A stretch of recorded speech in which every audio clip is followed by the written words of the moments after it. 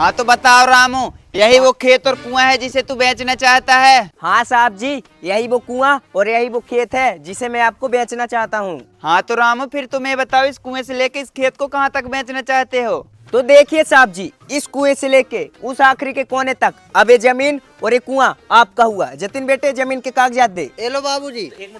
ये लीजिए साहब जी। अच्छा ठीक है मुनीम जी, इनको पैसे दे दो। ठीक है साहब जी। रुको जरा। ये लो। ठीक है साहब जी।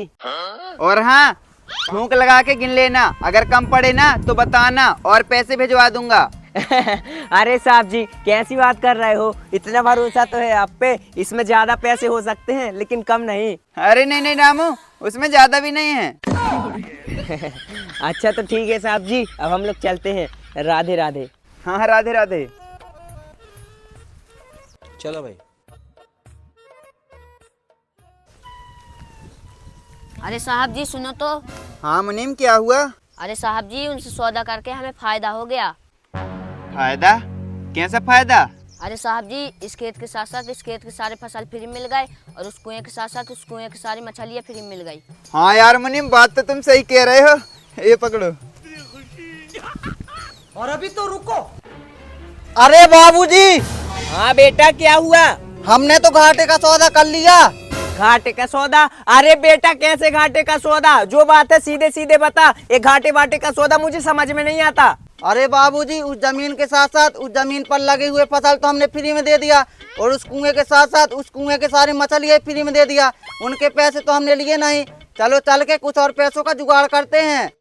हाँ बेटा, ये तो मैंने सोचा ही नहीं था। इसमें तो हमें पूरा 50,000 रुपए का घाटा लग रहा है। चल जल्दी चल के पैसे लेके आते हैं। चलो।